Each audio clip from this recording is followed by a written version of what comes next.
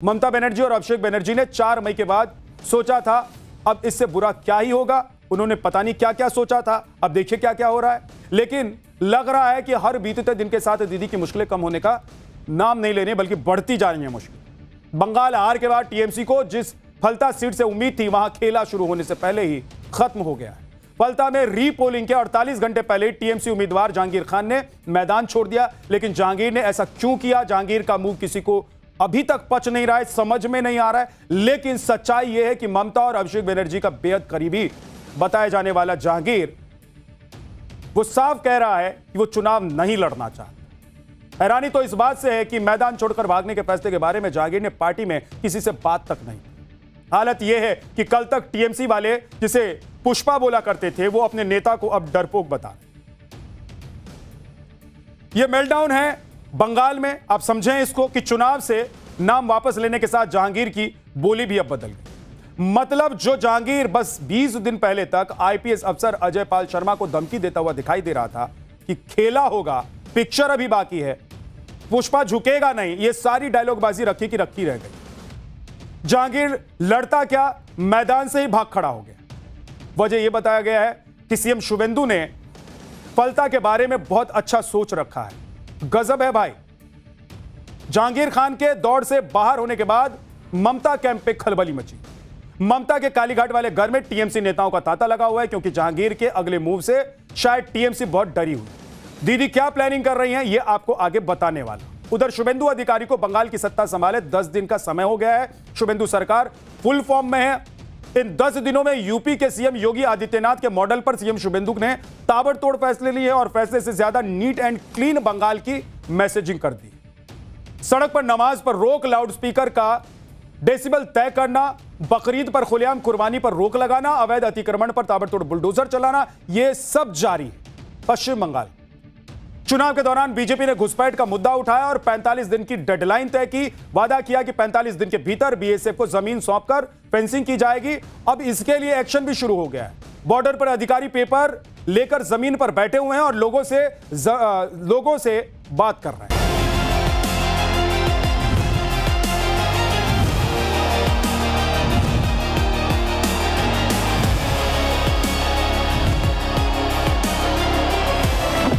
এটা আমরা মেনে নেব না। উনি নিজেকে বলছে আমি সিংহম। উনি যদি নিজেকে সিংহম মনে করে, আমরাও মনে করি নিজেকে পুষ্পা, ঝুঁকেগা নি। আর কোথায় গেলেন তথাকথিত পুষ্পা নাকি নাম? ডাকাতটা কোথায়? কোথায় পুষ্পা? সেই জন্য আমি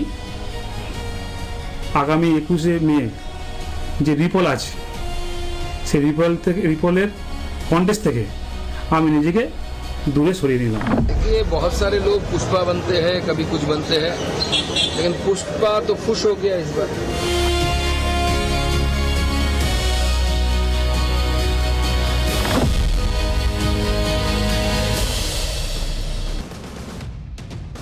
जहांगीर खान की चुनाव से पीछे हटने की असली वजह आगे आपको बताने वाला हूं आपको, लेकिन उससे पहले यह जान लेना चाहिए कि फलता सीट पर दोबारा इलेक्शन क्यों हो रहा है।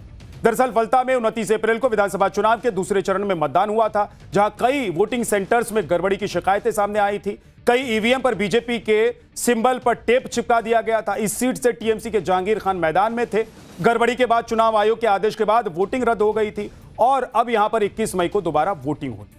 मतलब चुनाव के रिजल्ट से पहले भी फलता सीट हॉट टॉपिक बनी हुई थी और अभी भी बनी हुई है। चुनाव में हार का मुंह देखने के बाद टीएमसी के लिए फलता सीट आखिरी किला थी जिस पर उसे विजय पानी थी। जहांगीर खान फलता से टीएमसी के लिए लड़ने वाले थे, लेकिन वोट पड़ने के 48 घंटे पहले ही जहांगीर खान ने टीएमसी को बड़ा झटका दे दिया और चुनाव से नाम वापस ले लिया। पहले सुनिए कि नाम वापस लेने के समय जहांगीर ने क्या कहा, फिर आपको इस जहांगीर खान की पूरी कुंडली आज आप बताऊंगा।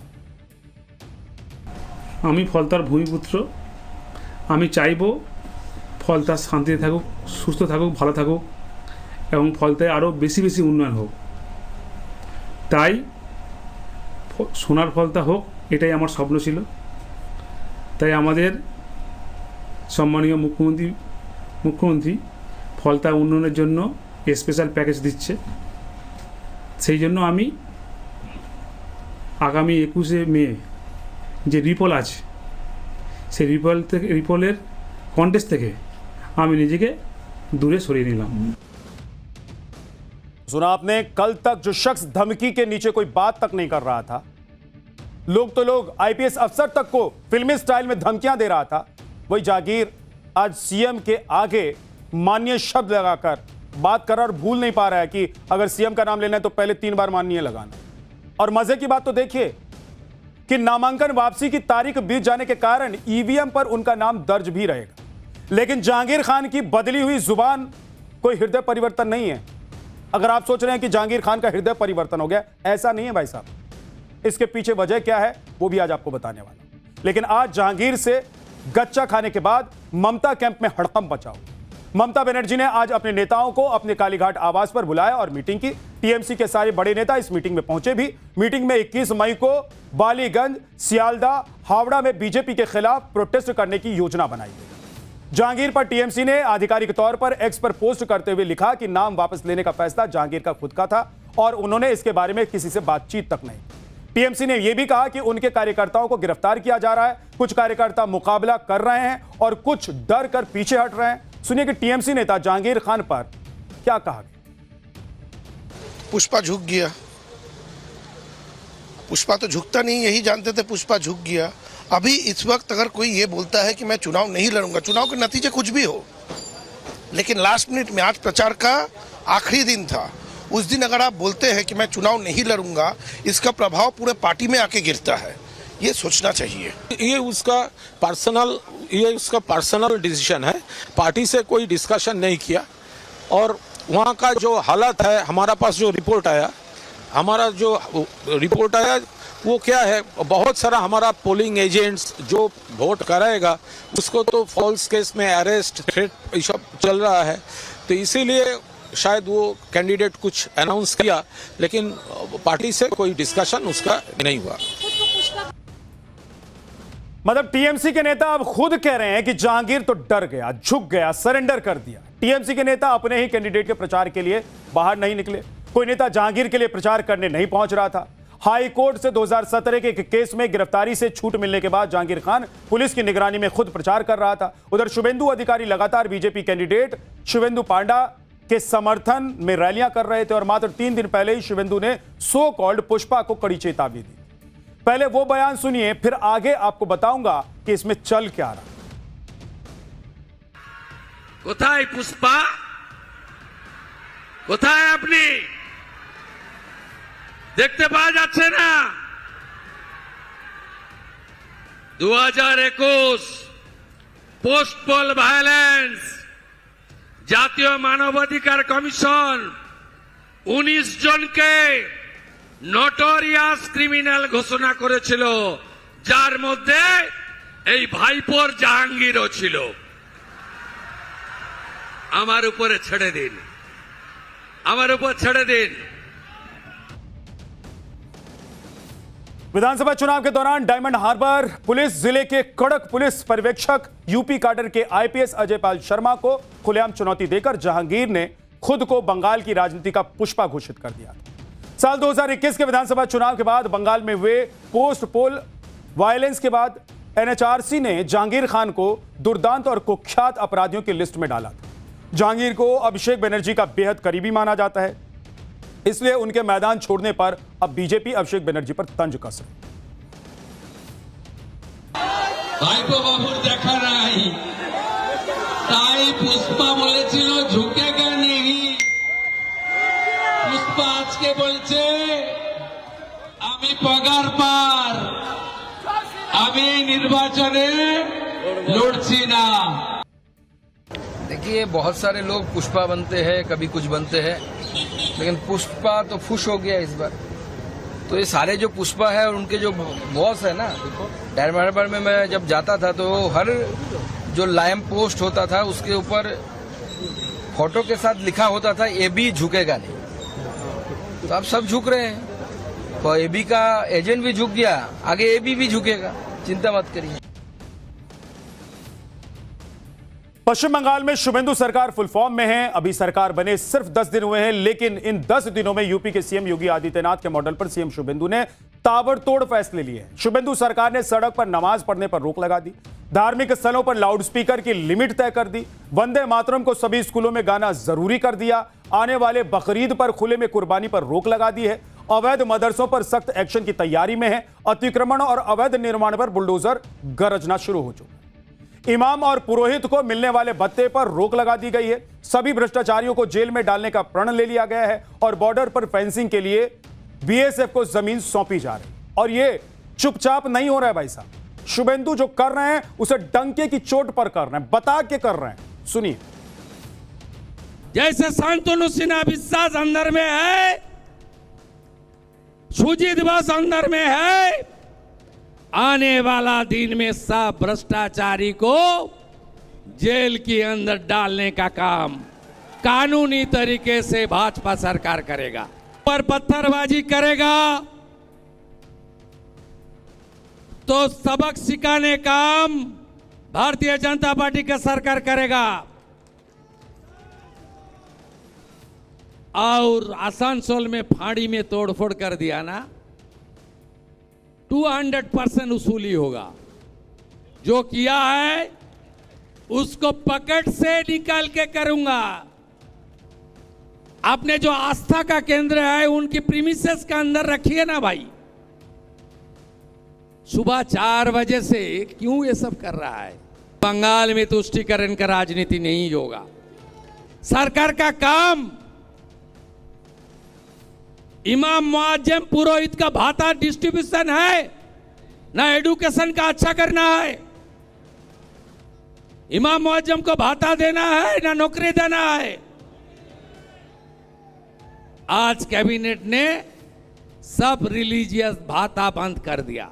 जितना भी मां, बेटी, बहन, दीदी के ऊपर अत्याचार हुआ उसको कानूनी तरीके से शिकंजा कसने का काम करेगा। शुभेंदु सरकार ऐसे ऐसे फैसले ले रही है कि आप कभी सोच भी नहीं सकते थे कि बंगाल में ये सब हो जाएगा। लेकिन बीजेपी की सरकार आई, पूर्ण बहुमत के साथ सरकार आई और शुभेंदु अधिकारी मुख्यमंत्री बने तो उसके बाद योगी मॉडल के तर्ज पर कैसी वो पश्चिम बंगाल में अब भ्रष्टाचार और तमाम ऐसी चीजों को खत्म कर रहे हैं जिससे लोग परेशान। और आपको यह भी बता दूं कि शुभेंदु अधिकारी ने सड़क पर कोई भी धार्मिक आयोजन नहीं होगा यह ऐलान कर दिया। उन्होंने कह दिया कि सड़क धार्मिक आयोजन के लिए नहीं है भाई। आप देख लीजिए, अपने अपने प्रेमिसेस में कर लीजिए। जहां धार्मिक स्थल है वहां पर आप करेंगे ना कि नमाज पढ़ने के लिए सड़क पर बैठ जाएंगे और हनुमान चालीसा पढ़ने के लिए सड़क पर बैठ जाएंगे। ऐसा थोड़ा ना होता है। आप कहेंगे कि मैं नमाज पढ़ूंगा, वो कहेंगे हनुमान चालीसा पढ़ेंगे। तो ये सब नहीं होगा। तुष्टीकरण और ध्रुवीकरण की राजनीति नहीं होगी। शुभेंदु अधिकारी ने साफ कर दिया। शुभेंदु सरकार ने सिलीगुड़ी कॉरिडोर यानी कि नॉर्थ ईस्ट के चिकन नेक की 120 एकड़ जमीन और NH10 और NH 110 के 7 हिस्सों को NHAI और NHIDCL को सौंपने की मंजूरी दी। यह प्रस्ताव पिछली ममता सरकार की TMC सरकार के पास 1 साल से लंबित पड़ी, जिसे शुभेंदु सरकार ने शपथ लेने के 10 दिन के भीतर ही क्लियर कर दिया। बोला कि जो काम करना है फटाफट करना है, इंतजार नहीं करना है। जो लटका फटका था वो सब अब फटाफट खटाखट करेंगे। लटकाने फटकाने का काम ही नहीं है हमारा। ममता बनर्जी सरकार ने देश की सुरक्षा के लिए बेहद जरूरी प्रस्ताव को लंबित करके रखा हुआ था। चिकन नेक सामरिक रूप से क्यों जरूरी है वो आपको बताने वाला हूं। केंद्र सरकार को दिए नेशनल हाईवे के 7 हिस्सों में से 5 चिकन नेक से होकर गुजरते हैं। 60 किलोमीटर लंबे इलाके का सबसे संकरे हिस्सा जो है वो 20 से 22 किलोमीटर का उसकी चौड़ाई है। इसके बॉर्डर 3 देशों नेपाल, भूटान और बांग्लादेश से जुड़ते हैं। सिलीगुड़ी कॉरिडोर सामरिक रूप से, जिसे चिकन नेक भी कहते हैं, सामरिक रूप से बेहद जरूरी है क्योंकि चिकन नेक कॉरिडोर में किसी तरह की रुकावट आई तो नॉर्थ ईस्ट के 8 राज्यों का संपर्क देश के दूसरे हिस्सों में नहीं हो पाएगा, यानी कि संपर्क कट जाएगा, टूट जाएगा। इस कॉरिडोर के एक छोर पर सिक्किम है जिससे चीन की सीमा जुड़ती है और नॉर्थ ईस्ट में डिफेंस के साजो सामान पहुंचाने, बिजनेस टूरिज्म के लिए भी यह बेहद अहम माना। चुनाव के दौरान बीजेपी ने घुसपैठ का मुद्दा उठाया और वादा किया कि 45 दिन की डेडलाइन देंगे आपको और इतने में काम कर देंगे। वादा किया गया कि 45 दिन के भीतर बीएसएफ को जमीन सौंपकर फेंसिंग की पूरी जो प्रक्रिया है उसको पूरा कर लिया जाएगा। अब इसके लिए एक्शन भी शुरू हो चुका है। घुसपैठ को रोकने के लिए बांग्लादेश बॉर्डर पर फेंसिंग के लिए जमीन खरीदने का काम बहुत तेजी से चल रहा है। बॉर्डर से और बॉर्डर के जो गांव के लोग हैं अपने जमीन के कागज लेकर वहां पहुंच रहे हैं। आप एक तस्वीर देखिए, इतनी जल्दी आपको दिखाई दे रहा था? ममता सरकार रही 15 साल तक, कुछ नहीं हुआ। केंद्र सरकार कहती रह गई भाई वहां फेंसिंग करनी है, उधर जमीन चाहिए, उधर काम आगे बढ़ाना है, कोई सुनता ही नहीं था। दिल्ली में बैठे हैं, दिल्ली से कीजिए कर सकते हैं, तो बंगाल में आएंगे तो हम करने ही नहीं देंगे। लेकिन अब हो रहा है। अभी तक ममता सरकार में माहौल यह बनाया गया कि लोगों की जो जमीन है उसे वो देने के लिए राजी नहीं हो रहे।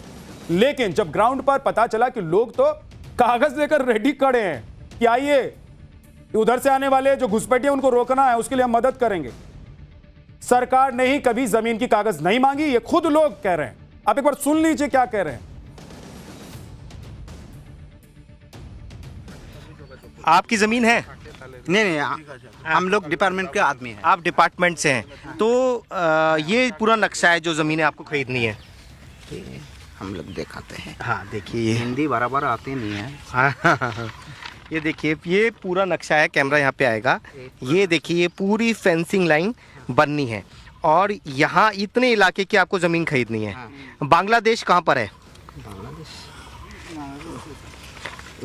देखिए, ये पूरा बांग्लादेश है और ये मालदा ज़िले की ज़मीन है जिसे फेंसिंग लाइन के लिए इस लाइन से ख़रीदा जा रहा है। ये अपनी रजिस्ट्री की कॉपी लेके आए और अपनी ज़मीन दे रहे हैं। तो आप ज़मीन दे रहे हैं, तो हमारी ज़मीन। हाँ, तो ये आप लोग खुशी खुशी दे रहे हैं?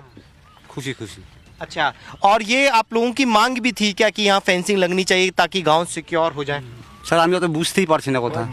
चाहिए, हाँ, घेरा चाहिए बांध रोड का। घेरा चाहिए, यानी कि फेंसिंग चाहिए आप लोगों को। चाहिए। वो पहले क्यों नहीं दे पाई, सरकार ले पाई? हाँ? सरकार नहीं लगा तो कैसे? सरकार तो ली ना, सरकार लेना ही नहीं चाहती थी पहले। हम तो बहुत दिन से बोलते हैं कि आप रास्ता बनाओ, हम सुरक्षित रहेगा। हाँ। तो सरकार लेगा तब ना हम देगा। ममता सरकार तो लेवे नहीं करता है, खाली पिलर करके चला गया।